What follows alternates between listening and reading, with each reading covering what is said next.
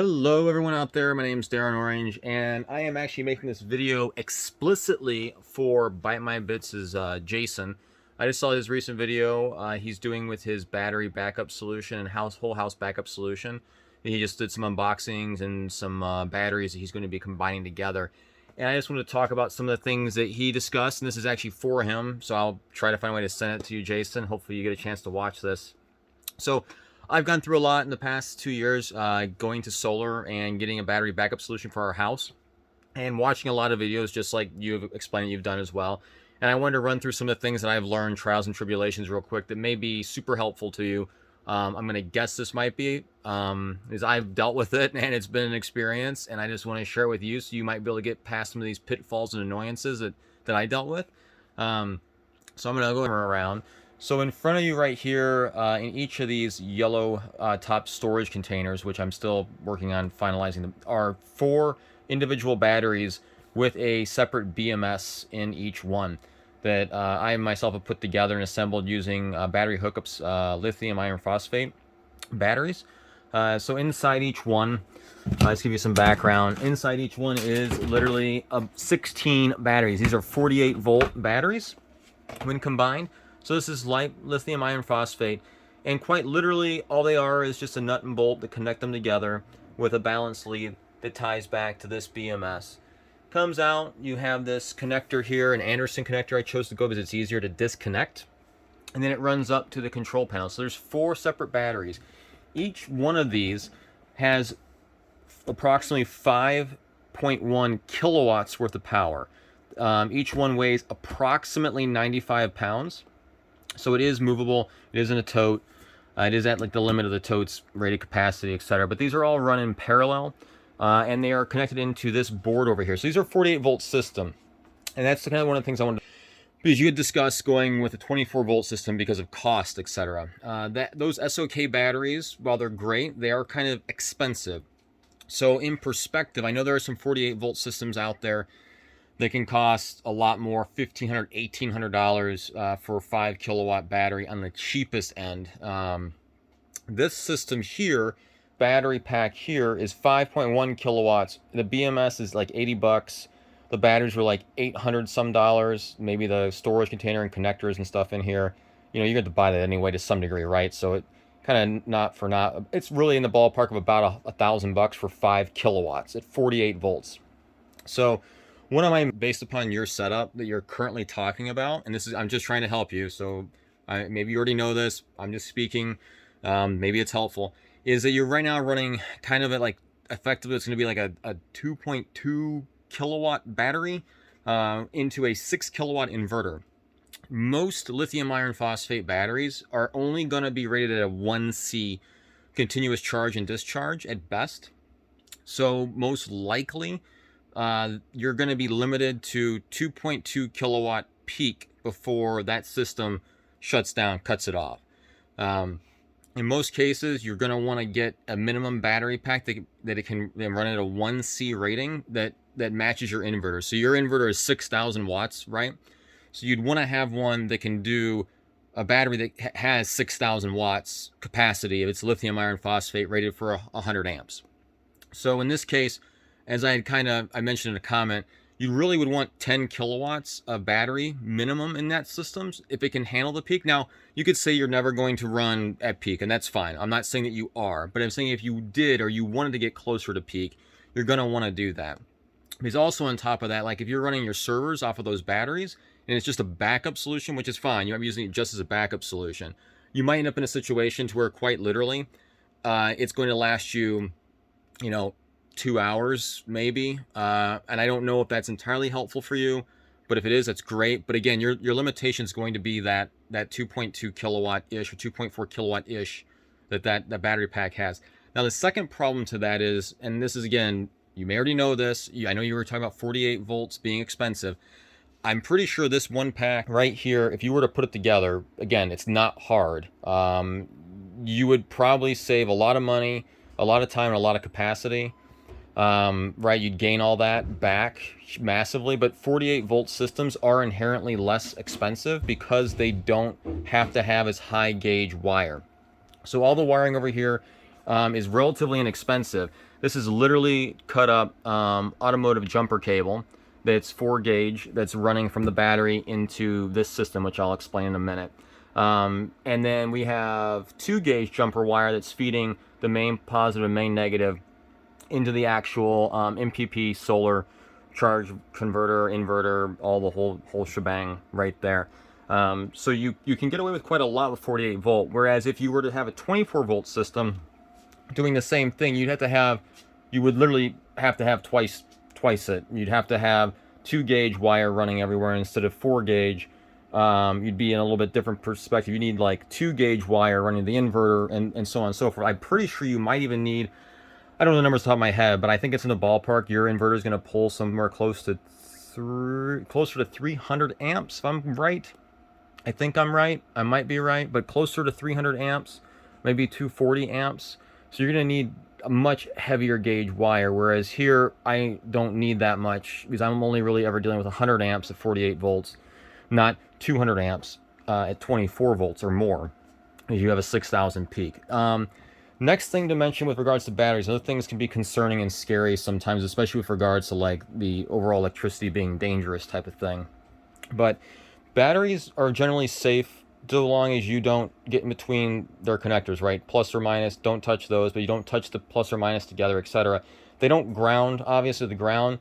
So this higher voltage system is, generally speaking, not very dangerous at 48 volts. DC lines are not very dangerous, generally speaking, because of that reason. Now, you mentioned concerns over your 40 volt system versus 110 being more comfortable with 110. I'm not knocking that. It is 120 is inherently safer, but the one thing you can get away with is that you're not really dealing with anything different than 220, right? Sticker box here. This is a 240 breaker, right? You just have 2 120s is what you're dealing with instead of 120. The danger is effectively still there. Just don't touch those wires together. Same idea with the batteries. Don't touch the plus or minus, because effectively your 2 legs are a plus and minus.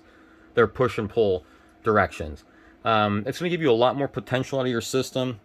You're not going to have as high of peaks, which is a whole nother thing that I'll mention in a moment, because if you do 240 and you need 240, like probably I'm guessing 240, you're only going to get 3,000 watts on each leg. It's not going to be 6,000 watts at 240 volts. It'll be 3,000 watts at it will be still 6,000 watts, but it's going to be at a lower, you're going to get it cut in half effectively.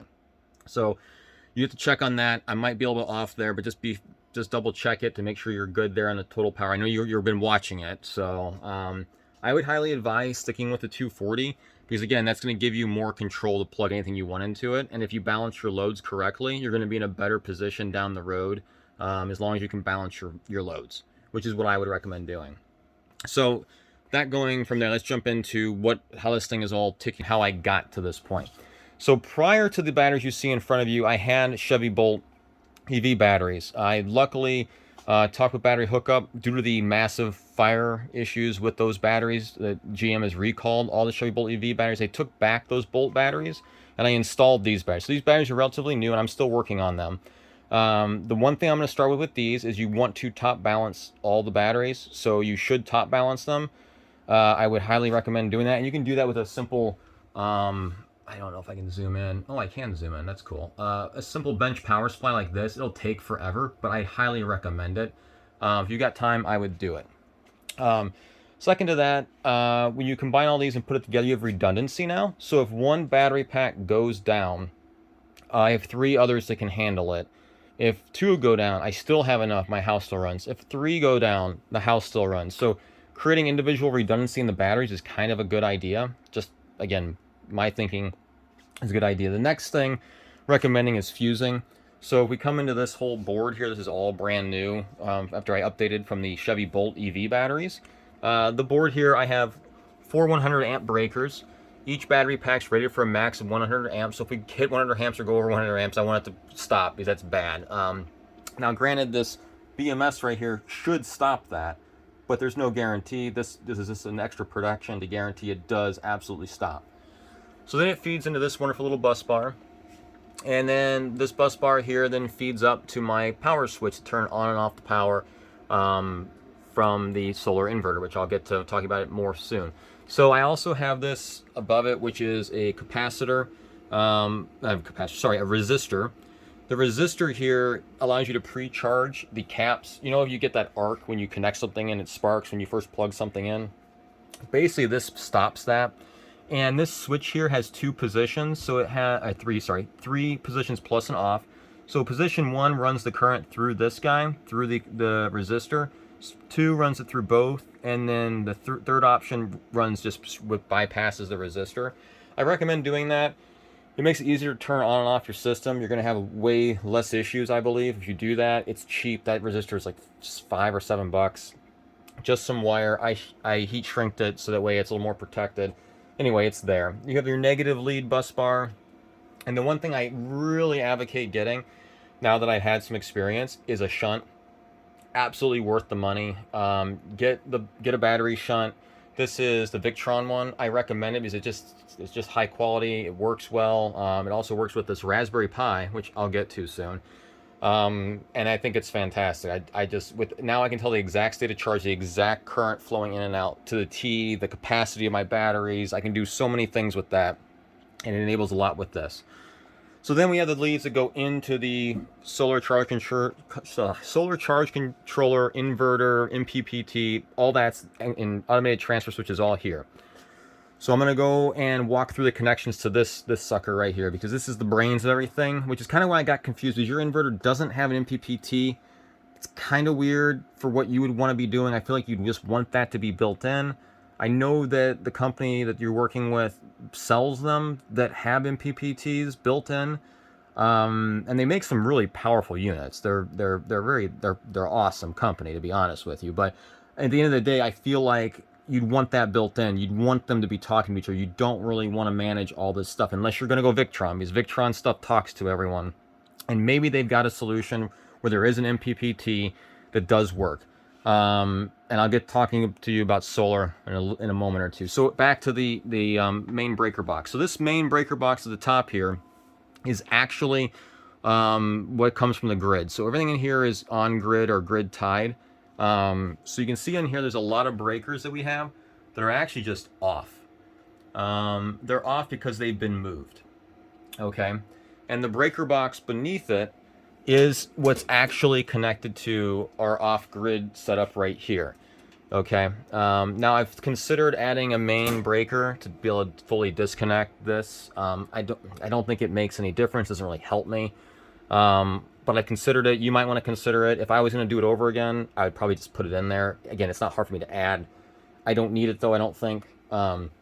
Anyway, the reason why there seems like there's less is I did some of these double pulls. So you can see you've got 2 breakers in one, like the 20s in here. I don't know that I would do that. You might do that because of how you're going to set up stuff to back up different parts of your house and stuff like that. So you might like it, that kind of level of control, so you can put all your computers and all your network switches all in these very small area and put all your major appliances on bigger breakers. That's your call. I just decided to try it. Some people have tried it. They work fine. They're just kind of a pain to get the wires to go into. Not a big ordeal. So the grid part of this. The grid part of this is here. 40 amp breaker. 40 amp breaker gives you a peak power, right, of approximately 8,000 watts. Our house doesn't use any more than that. The two things, as you've rightfully mentioned, that are problematic is really your oven, your stove, your range. Ours is staying on grid. We have 2 of them. They're not going to go off grid. There's just no point. If we had a big problem, we needed power, we have an induction cooktop, or we could plug in a cooktop, or we could do something. It's not, and also, by the way, the most efficient cooking device we have in the house, we found out, is the microwave. Big shock. So if you need to really cook something, use the microwave. Or a microwave oven. Way more efficient than using those giant oven. They're just horribly wasteful is what we've found.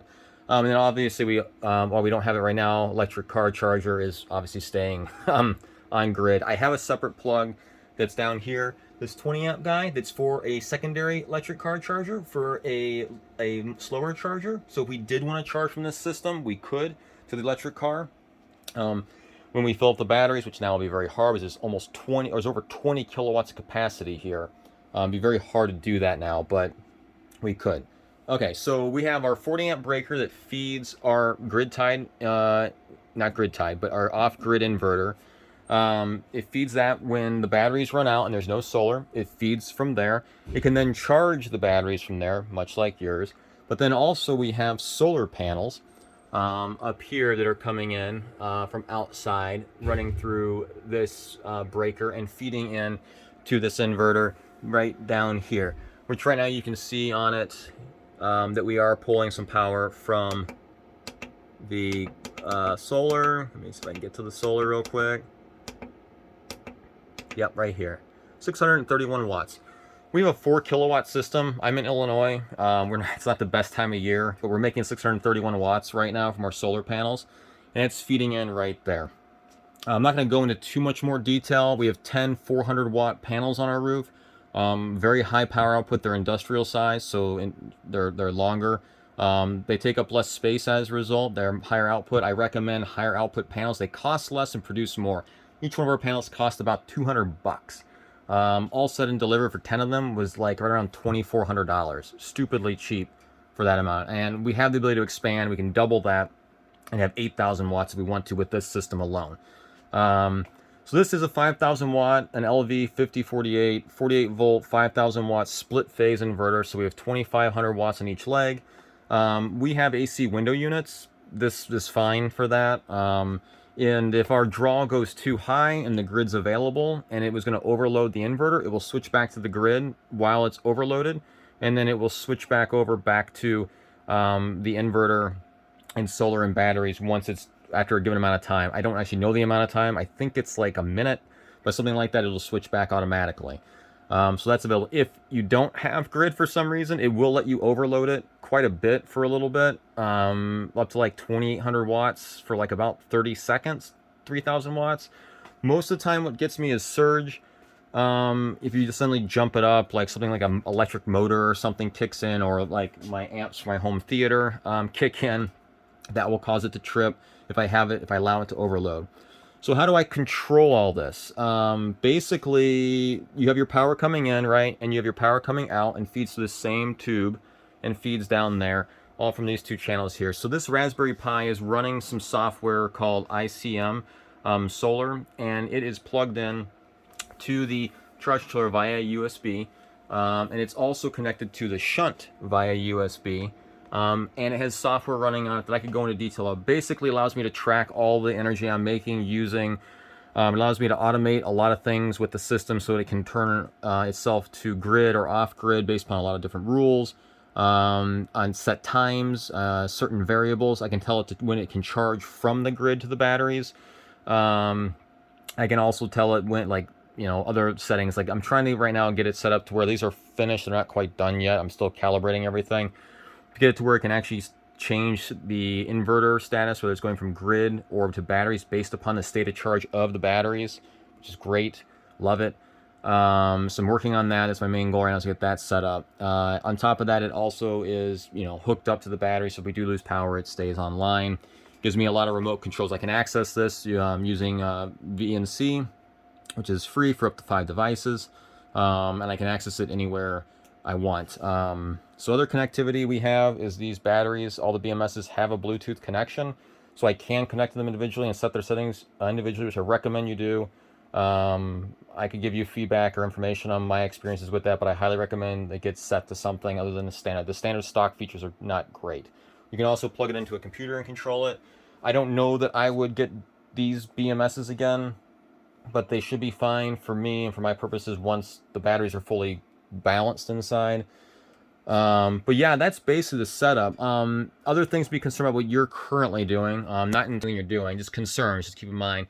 So right now you're going to run 2 batteries in series that are 12 volt batteries also. Each battery is going to have a BMS inside of it, and if one battery has an issue, it brings down your whole system. If one battery has a low voltage disconnect point and it disconnects, it's going to bring down your whole system. So if they aren't perfectly matched in a lot of ways, that could be problematic. You need to make sure they're charged and balanced to the same voltage and brought up to like balance to the top, kind of like you would do for these individual packs down here. Because if one turns off before the other, you're not gonna be happy because it'll cause the inverter to shut down. But you should set the inverter to turn off prior to having the battery BMS disconnect. You should not be wanting that to happen. Um, yeah, I guess my recommendations is that I would say that knowing you, and I want to say thanks for all the videos you've done. I've watched most of everything you've done. You've helped me a lot with Plex and Unraid and stuff and figuring that out. I have my Plex server and Unraid servers in there. I don't have your terabytes. I only have 72, but so far so good. But I just want to give you some ideas. 48 volt probably is where you should be. And with your skill sets and the tools you've got and the 3D printing, a lot of the things you can do, I would say you should be considering going to 48 volt. I feel you're gonna grow out of this 24 volt system very quickly, and you're gonna want more.